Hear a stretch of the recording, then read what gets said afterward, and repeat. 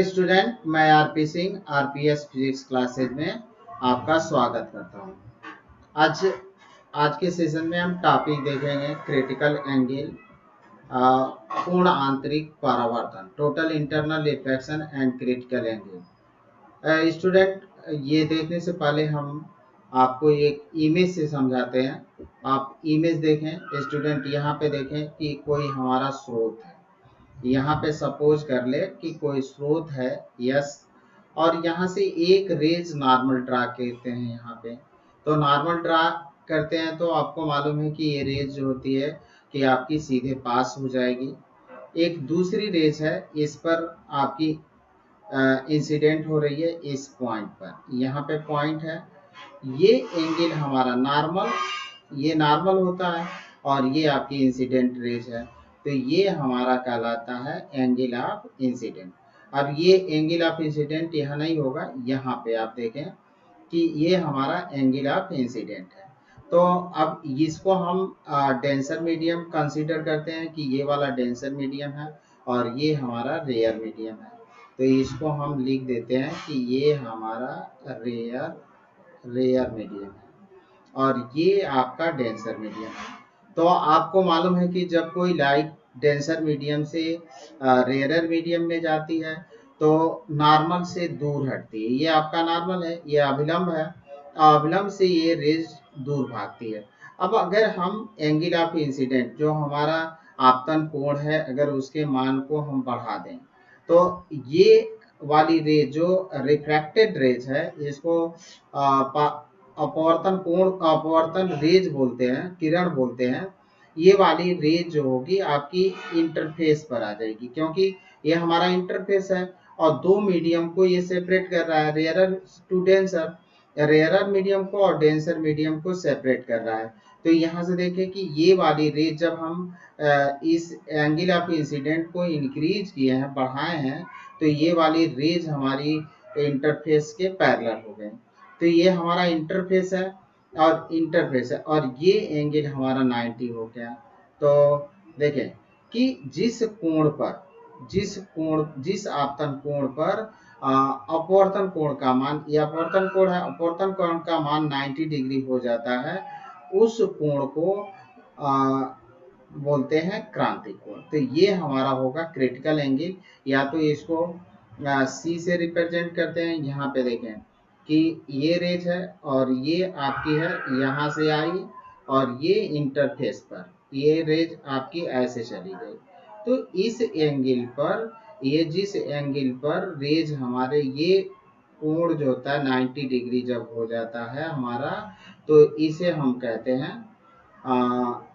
Critical angle. तो ये critical angle है। अगर अब हम क्या करें कि एंगल ऑफ इंसिडेंट जो आपतन आती है, अब यहाँ से अगर रेज इस पर इंसिडेंट कराते हैं तो ये आपकी एंगल ऑफ इंसिडेंट जो होगा वो क्रिटिकल एंगल से ज्यादा होगा। तो हमारी जो अपवर्तित किरण है जो दूसरे माध्यम में जाती है, वो दूसरे माध्यम में न जाकर पुनः इसी मीडियम में रिटर्न बैक कर जाती है। तो this phenomena is called total internal reflection. इसी को हम बोलते हैं टोटल इंटरनल रिफ्लेक्शन। तो ये हमारा टोटल इंटरनल रिफ्लेक्शन कहलाता है। तो पहले आप क्रिटिकल एंगल का डेफिनेशन देख लें।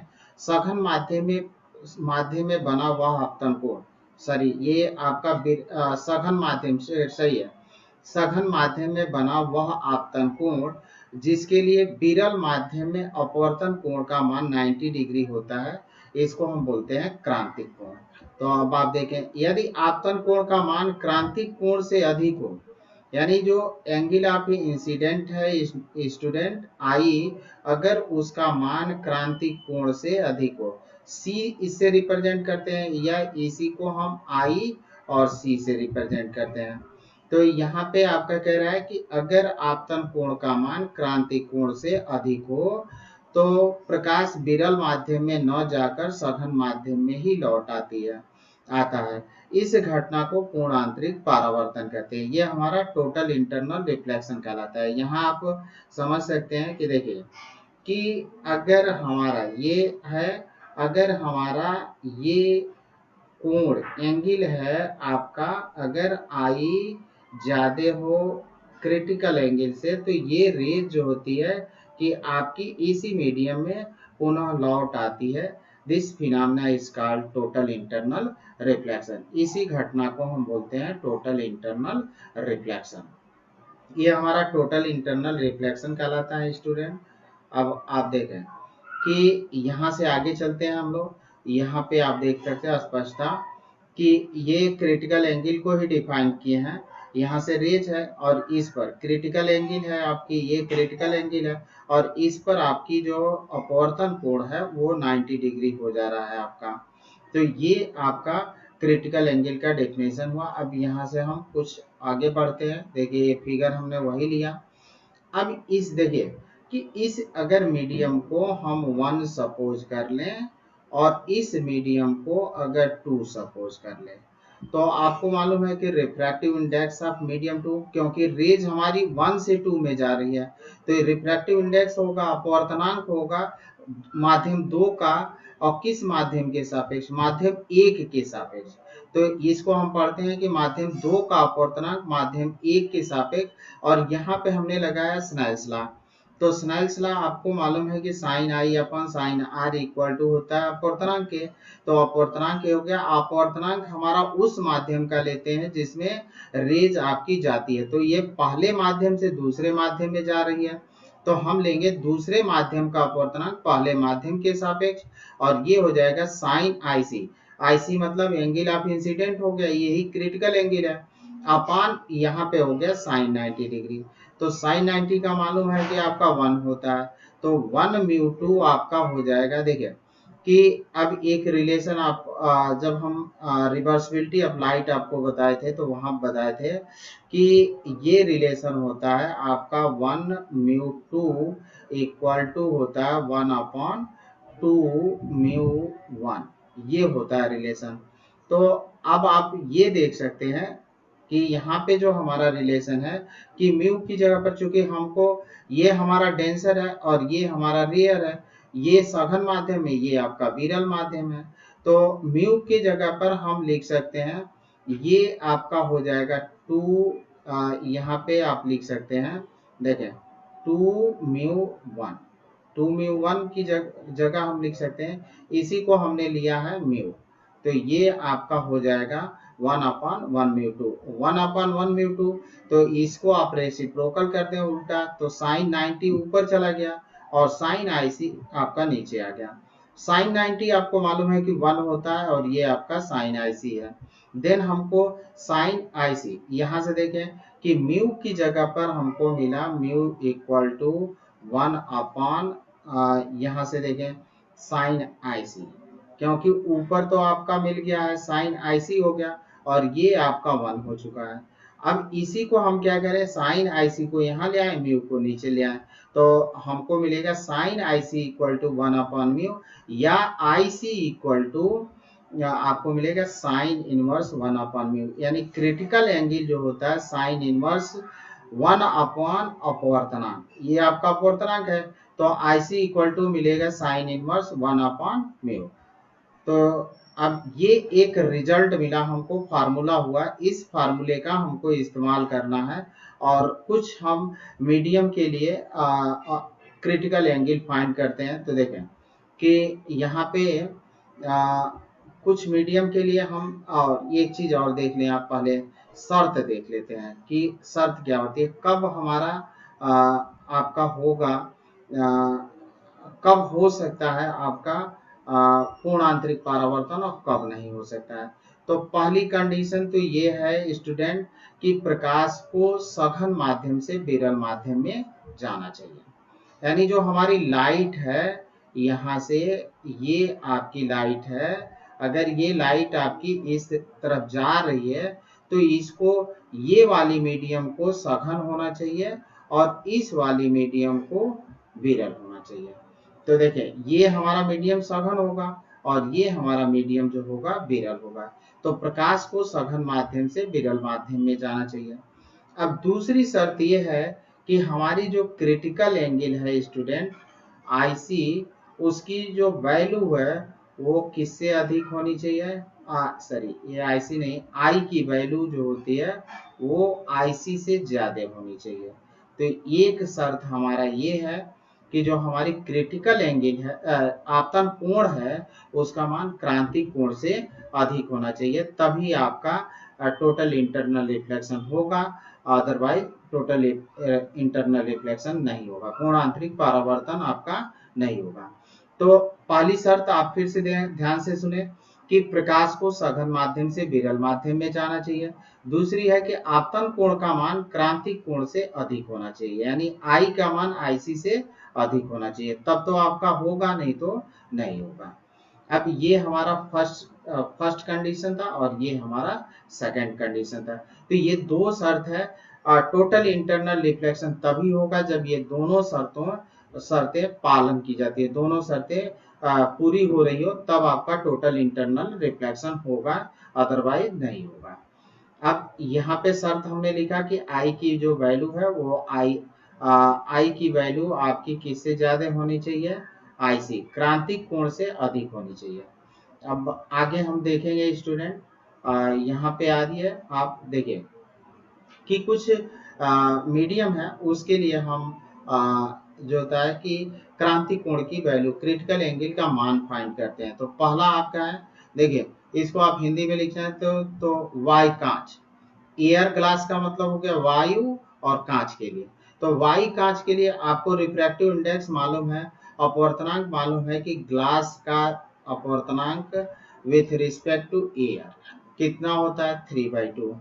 अब हमको निकालना है आपको क्रिटिकल एंगल। तो क्रिटिकल एंगल का formula IC equal to sine inverse 1/म्यू। तो यहाँ पे देखें कि हमारे पास आईसी है और ये होता है आपका साइन इनवर्स 1/म्यू। तो अब म्यू की वैल्यू रखिए, तो ये आपको मिलेगा साइन इनवर्स 1/3/2। तो स्टूडेंट ये 2 रेसिप्रोकल होके आपका ऊपर चला जाएगा, तो यही लिखा 2/3, और ये वैल्यू होती है आपकी 42 डिग्री। तो 42 डिग्री आप याद रखेंगे, एयर ग्लास की क्रिटिकल एंगल जो होती है 42 डिग्री होती है। काफी इंपॉर्टेंट रिलेशन है स्टूडेंट, आप इसको लर्न करें तो आपको काफी सुविधा मिलेगी कहीं भी क्वेश्चन करने में। अब सेकंड हम लेते हैं, सेकंड हमारा है, देखिए फॉर एयर वाटर। तो वाटर की जो रिफ्रैक्टिव इंडेक्स होती है वो 4/3 होती है, और ये रिफ्रैक्टिव इंडेक्स होता है with respect to air, air के रिस्पेक्ट से होता है आपका। तो ये हम पढ़ सकते हैं कि जल का अपवर्तनांक किसके सापेक्ष, वाई के सापेक्ष। तो ये हुआ। अब आप इस आईसी का फार्मूला लिखिए, तो साइन इनवर्स, अब आप यहाँ पे 1/म्यू होता है तो 4/3 रखते, 3 रेसिप्रोकल होके ऊपर चल 3/4, और ये होता है 49 डिग्री। अब आप देखें थर्ड कंडीशन हम देख लेते हैं फॉर वाटर ग्लास। अब वाटर ग्लास का हम देखते हैं, तो वाटर ग्लास का आपका रिफ्रैक्टिव इंडेक्स होता है स्टूडेंट, ये ग्लास होता है और यहाँ पे आपका वाटर होता है।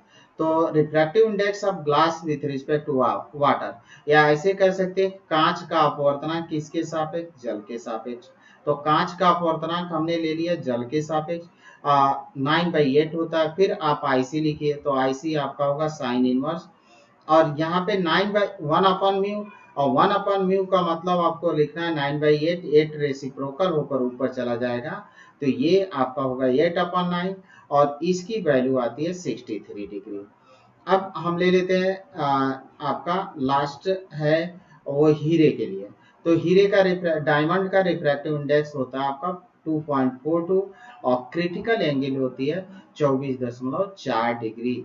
ये होता है आपका स्टूडेंट कुछ इंपॉर्टेंट रिजल्ट है, रिजल्ट आप लर्न कर सकें। यहाँ पे देखें कि एयर ग्लास के लिए, वाई कांच के लिए आपका 42 डिग्री होता है, और फिर वाई और जल के लिए आपको 49 डिग्री होता है, और वाटर ग्लास के लिए आपका 63, और डायमंड के लिए होता है 24.4 डिग्री। अब यहाँ से हम एक और रिलेशन देखते हैं स्टूडेंट कि म्यू जो होता है आपका अपवर्तनांक होता है, वो डायरेक्टली प्रोपोर्शनल होता है स्पीड। यहाँ से आए तो 1/v, ये आपका स्पीड है, और v इक्वल टू होता है आपका n into lambda, n is the अपवर्तनांक, सॉरी n इज यहाँ पे n फ्रीक्वेंसी है और ये आपका लेम्डा जो होता है वेवलेंथ है। तो n आपका कांस्टेंट होता है, फ्रीक्वेंसी आपका कांस्टेंट होती है, क्योंकि जब मीडियम चेंज होता है तो फ्रीक्वेंसी अनचेंज रहती है।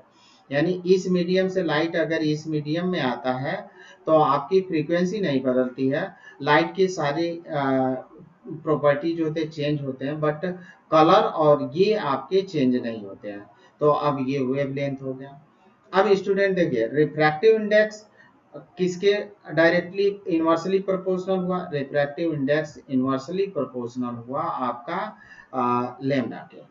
यानी आपको मालूम है कि लेम्डा आर रेड कलर की तरंग दैर्घ्य जो होती है आपकी अधिक होती है किससे, लेम्डा वायलेट से। ये रेड कलर था आपका, तो रेड कलर की वेवलेंथ तरंग दैर्घ्य जो होती है आपकी वायलेट से ज्यादा होती है।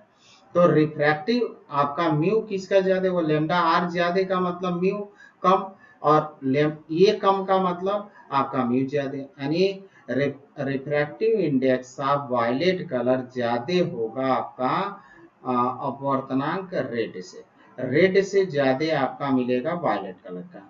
ये स्टूडेंट लर्न करेंगे कि वायलेट कलर की अपवर्तनांक जो होता है आपका वो किससे ज्यादा होता है, रेड कलर से ज्यादा होता है। तो अब यहाँ पे लेम्डा आर ज्यादा होगा आपका लेम्डा भी से, और यहाँ पे आईसी और रेड कलर की जो आपकी होगी क्रिटिकल एंगल वो ज्यादा होगी किससे, वायलेट कलर से।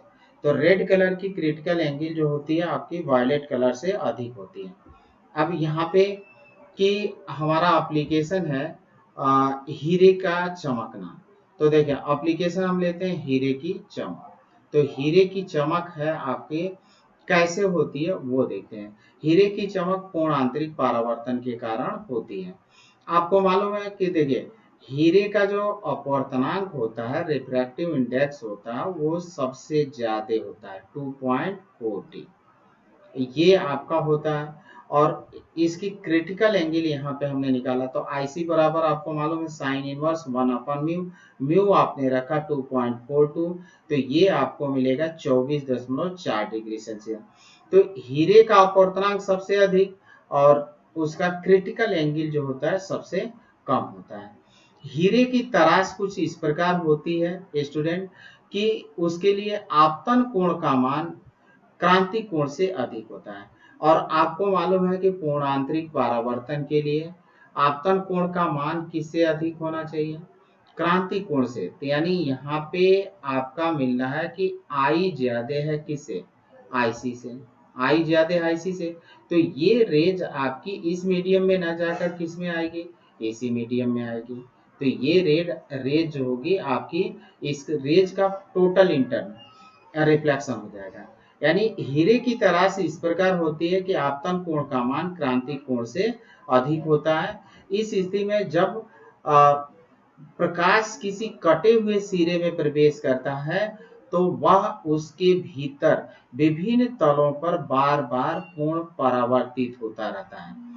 अब जब किसी तल पर आपतन कोण 24 डिग्री से कम हो जाता है तब ही प्रकाश बाहर आ पाता है, नहीं तो प्रकाश नहीं आता है। इस प्रकार हीरे में सभी दिशाओं से प्रवेश करने वाला प्रकाश केवल कुछ ही दिशाओं से बाहर निकलता है, और जो इन दिशाओं से देखने पर हीरा चमकदार दिखाई देता है, तब हमको चमकता हुआ दिखाई देता है। तो देखिए कि हीरे की तराश ऐसी होती है कि आपका क्रांति कोण का आपतन कोण का मान क्रांति कोण से अधिक है, और जब प्रकाश किसी कटे हुए सिरे में प्रवेश करता है तो उसके भीतर विभिन्न तलों पर बार बार उसका यानी रिपीटेड टोटल इंटरनल रिफ्लेक्शन होता है।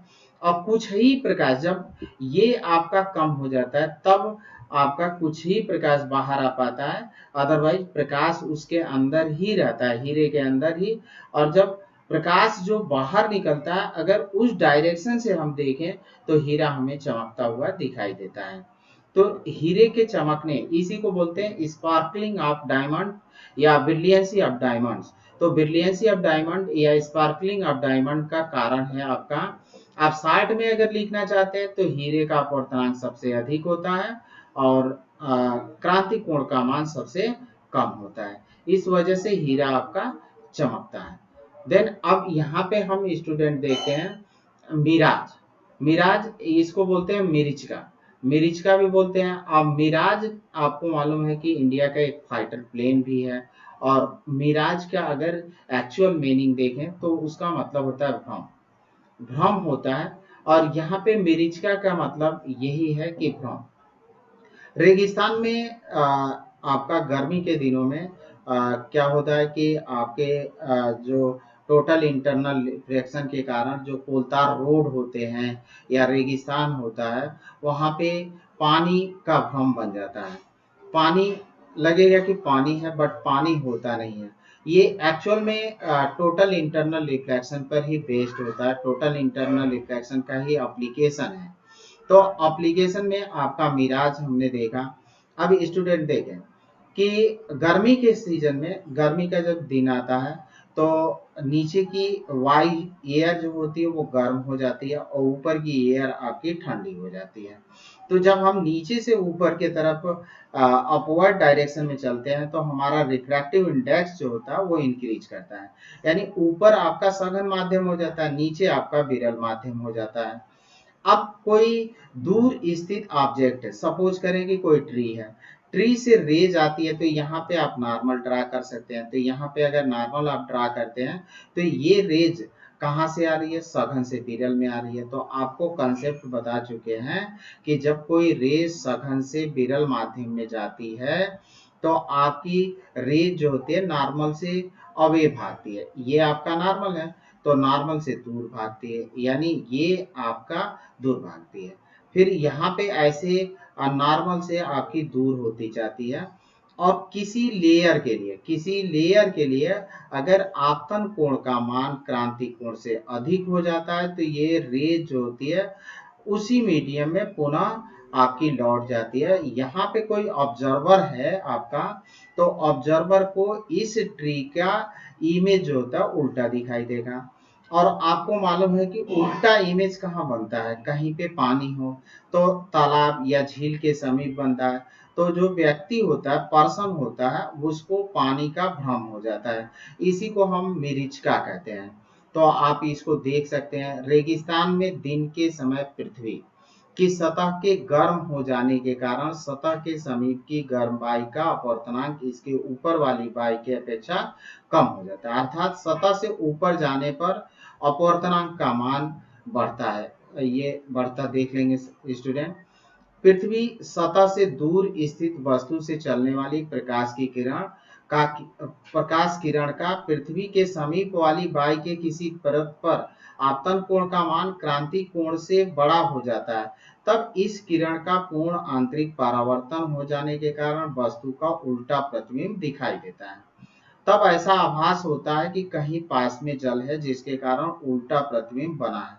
इसे ही मिरिचका कहते हैं। ये आपका मिरिचका कहलाता है स्टूडेंट।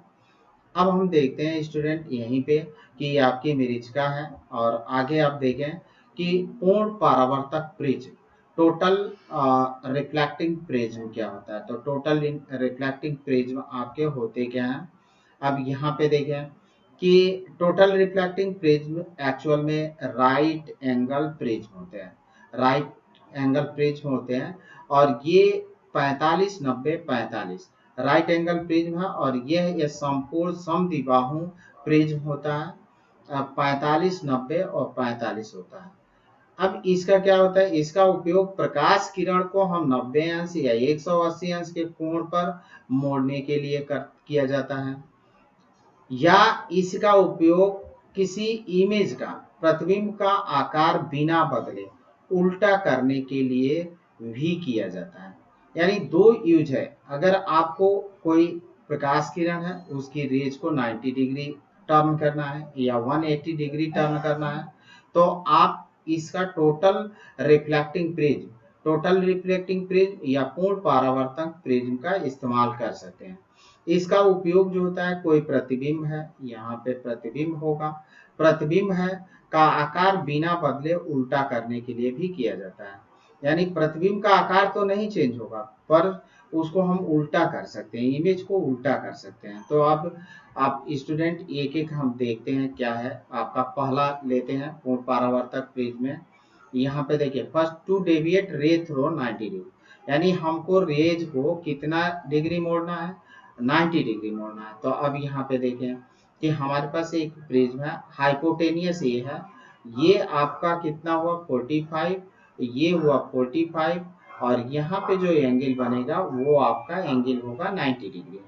तो अब देखिए कि यहाँ से एक रेज हमारी आ रही है और ये रेज यहाँ पे आ रही है, और एक रेज आपकी यहाँ पे आ रही है, ये रेज। तो यहाँ पे जो रेज है, अब देखिए यहाँ पे जो ऑब्जेक्ट है उसका इमेज 90 डिग्री, यहाँ पे ये ऐसे अगर यहाँ पे हम ले आकर जोड़ दें इसको, तो आप देखिए ये 90 डिग्री जो होता है आपका चेंज होता है 90 डिग्री। तो यानी इसमें एंगल आपका कितना बन गया 90 डिग्री। तो हमें यूज करते हैं 90 डिग्री। अब यहीं पे एक और इमेज ले लेते हैं कि यहाँ पे ट्री है आपका, यहाँ से एक रेज आ रही है, यहाँ पे आई, फिर ये रेज इधर रिफ्लेक्ट हुई, दूसरी रेज आपकी ये है ऐसे आ रही है, और ये इन दोनों को हम बैक में वो करें तो ये रेज जो होती है आपकी कितने 90 डिग्री पर टर्न हो जाती है। इसका उपयोग जो था पेरीस्कोप में किया जाता है। ये हमारा ऑब्जेक्ट है, ये हमारा इमेज है, इसका इस्तेमाल हम कहाँ करते हैं, पेरीस्कोप। पेरीस्कोप ये एक्चुअल में पेरीस्कोप है, पेरीस्कोप के रूप में हम इसका इस्तेमाल करते हैं। इसे पोरोप्रिज्म भी कहते हैं, सॉरी ये दूसरा है। अब हम प्रतिबिंब को उल्टा करना, ये सॉरी ये आपका एंगल है 180 डिग्री, ये यहाँ पे रहेगा। तो कोण पर प्रतिबिंब को उल्टा करना है हमको 180 डिग्री, या डेविएट करना है, to invert image with deviation of ray through 180 degree. तो अब यहाँ पे प्रतिबिंब को हम 180 अंश कोण पर उल्टा करते हैं। इसे हम पोरोप्रिज्म भी कहते हैं, मतलब जो इस्तेमाल होता है उसको पोरोप्रिज्म कहते हैं। तो आप देखिए कि यहाँ पे एक ऑब्जेक्ट है आपका, सॉरी यहाँ पे आप देखें, यहाँ पे हमारा ऑब्जेक्ट है। तो देखें ये हमारा ऑब्जेक्ट है, और ऑब्जेक्ट से एक रेज आपकी ऐसे आ रही है, ये रेज यहाँ पे आई है, फिर ये रेज हमारी ये ऐसे है, सॉरी ये आपकी होगी इस तरह, ये रेज आपकी ऐसे होगी। तो ये रेज यहाँ से चली है, ऐसे आपकी आ रही है, दूसरी रेज आपकी ऐसे आ रही है, और ये रेज आपकी ऐसे होगी, टर्न होगी, इस तरह से आपकी टर्न हो जाएगा। तो देखिए कि ये ऑब्जेक्ट हो गया आपका, और ये ऐसे आ रहा है। अब इसका जो ऑब्जेक्ट है वो कितने डिग्री पर, ये आपका ऑब्जेक्ट है तो 180 डिग्री पर टर्न हो गया आपका, क्योंकि ऑब्जेक्ट ऐसे था और ऑब्जेक्ट आपका ऐसे है, और यहाँ पे आपका ये ऐसे बन गया। तो इसमें एंगल जो आपका बना वो कितने का बन गया 180 डिग्री का। तो जो हमारा ऑब्जेक्ट है उसको हमने 180 डिग्री पर टर्न कर लिया। इसे हम पोरोप्रिज्म भी कहते हैं स्टूडेंट। तो अब यहाँ पे अब बिना विचलन के प्रतिबिंब को उल्टा करना है हमको। तीसरा आपको मेथड है कि विथआउट इमेज के साइज को बिना बदले हम रेज को चेंज करेंगे, इमेज को उल्टा करेंगे। तो थर्ड है, और इसका इस्तेमाल बाइनाकुलर में भी किया जाता है। इसको इरेक्टिंग प्रिज्म बोलते हैं, सीधा प्रिज्म। इरेक्टिंग का मतलब होता है सीधा, इसको हम सीधा प्रिज्म भी बोलते हैं। और such type of prism is called erecting prism and are used in binocular। मतलब इस प्रकार के प्रिज्म को क्या कहते हैं, सीधा प्रिज्म कहते हैं, और इसका इस्तेमाल हम बाइनाकुलर आपको दूर स्थित वस्तु को देखने के लिए किया जाता है। अब यहाँ पे हम इमेज से बना लेते हैं, देखिए ये आपका बाइनाकुलर है।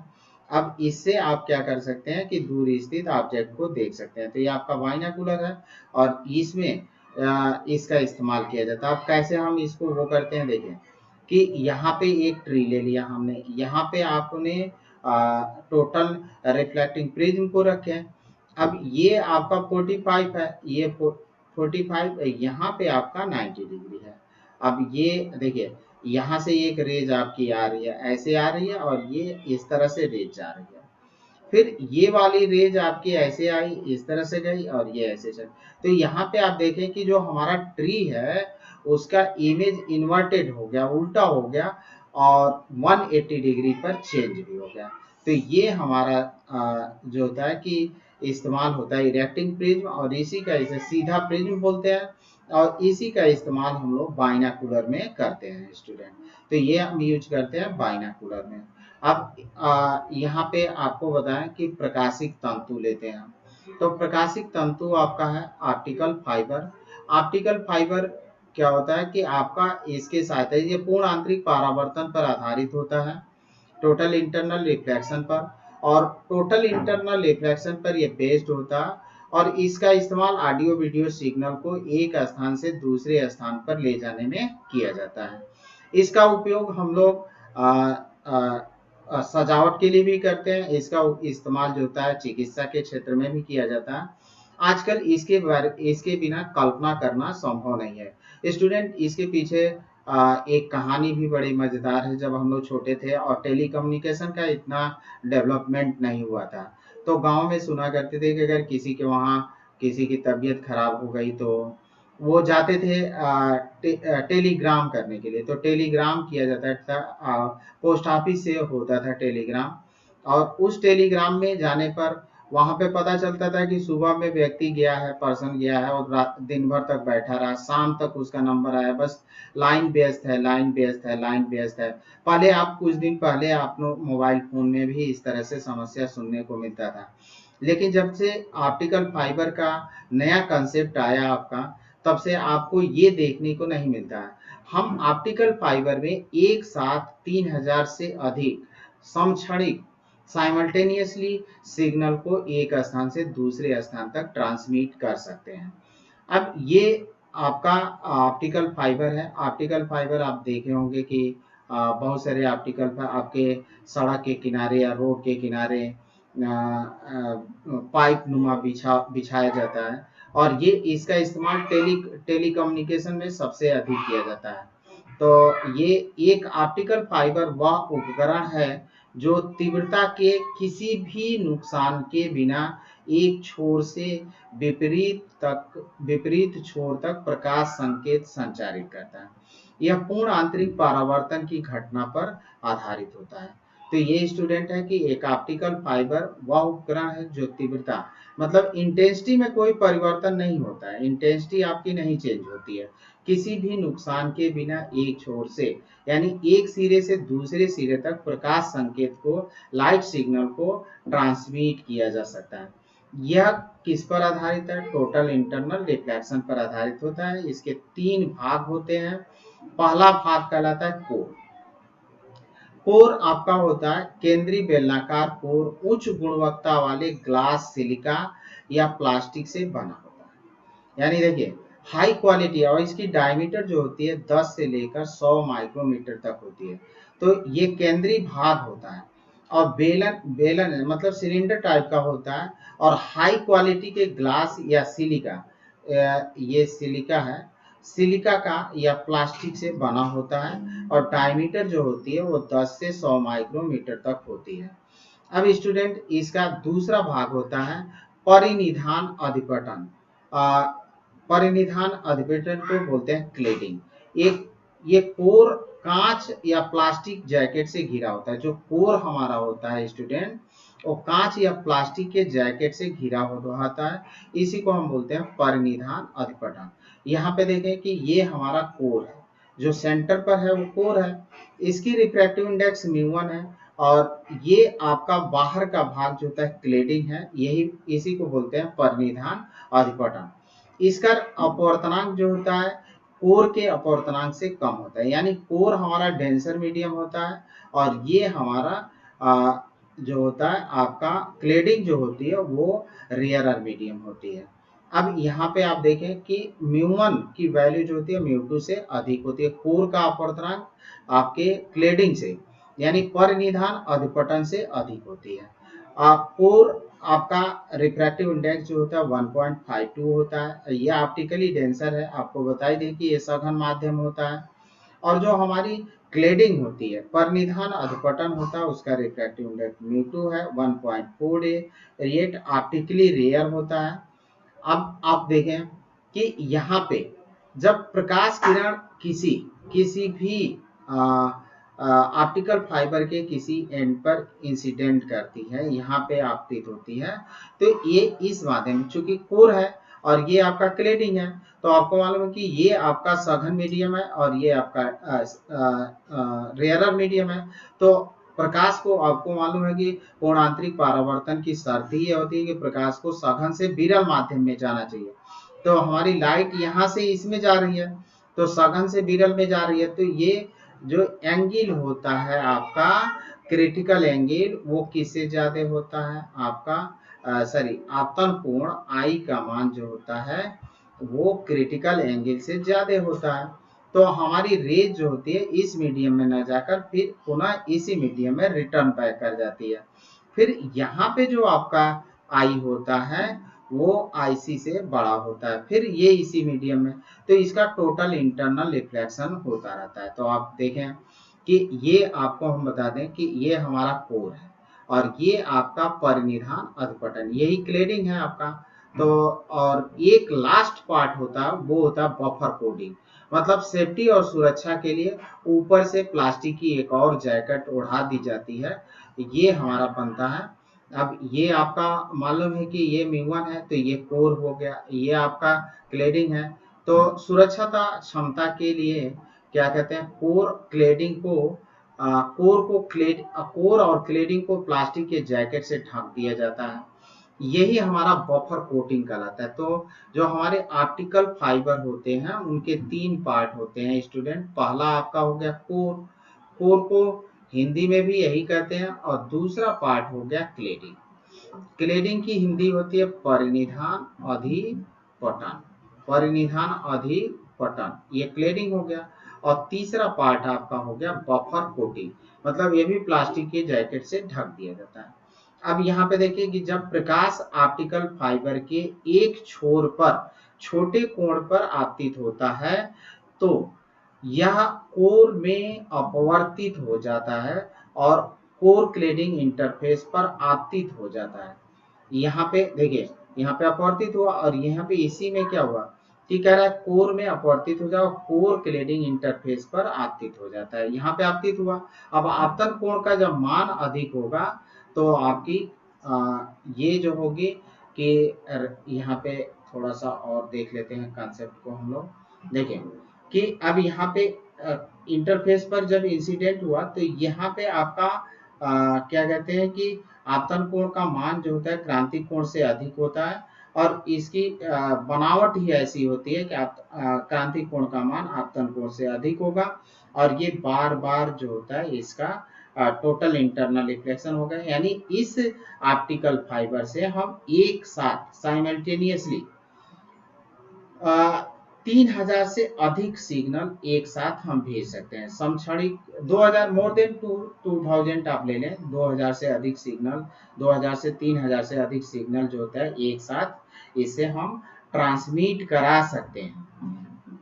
अब आप देखें स्टूडेंट कि उपयोग क्या है। पहली उपयोग तो है वर्तमान में प्रकाशिक तंतु का उपयोग दूर संचार में किया जाता है, श्रव्य तथा दृश्य संकेतों को एक स्थान से दूसरे स्थान पर तक भेजने में किया जाता है। ये पहला है क्योंकि एक तंतु द्वारा एक साथ बिना व्यतिकरण के 2000 से अधिक संकेतों को भेजा जा सकता है। ये पहला उपयोग है स्टूडेंट, इसका हम इस्तेमाल कहते हैं प्रकाशित तंतु का उपयोग दूर संचार में श्रव्य और दृश्य, मतलब जिसको हम सुन सकते हैं और जिसको हम देख सकते हैं, यानी ऑडियो वीडियो सिग्नल को एक स्थान से दूसरे स्थान तक भेजने में किया जाता है। क्योंकि एक तंतु द्वारा एक साथ बिना व्यतिकरण के 2000 से अधिक संकेतों को भेजा जा सकता है। दूसरा है इसका उपयोग सजावट में किया जाता है, सजावट के लिए भी इसका इस्तेमाल किया जाता है, डेकोरेशन में भी इसका इस्तेमाल किया जाता है। थर्ड इस्तेमाल है इसका उपयोग चिकित्सा में भी किया जाता है। चिकित्सा में ये इसलिए किया जाता है क्योंकि अगर पेट के अंदर कोई समस्या है उसकी फोटो लेनी हो तो उसको बोलते हैं एंडोस्कोपी, और डॉक्टर जो होता है एंडोस्कोपिक जो होता है मुंह के रास्ते ऑप्टिकल फाइबर को भेजकर पेट का फोटो लेते हैं और उस बीमारी का पता लगाते हैं जिस बीमारी से पेट में समस्या आती है। स्टूडेंट आज का टॉपिक था हमारा total internal reflection and its application और इसके उपयोग भी था। तो एप्लीकेशन और टोटल इंटरनल रिफ्लेक्शन क्रांति कोण आपने पढ़ा। एप्लीकेशन में आपका मिराज था, दूसरा आपका ब्रिलियंसी ऑफ डायमंड था और तीसरा आपका टोटल रिफ्लेक्टिंग प्रिज्म था और चौथा आपका एप्लीकेशन था optical fibre. Thank you student.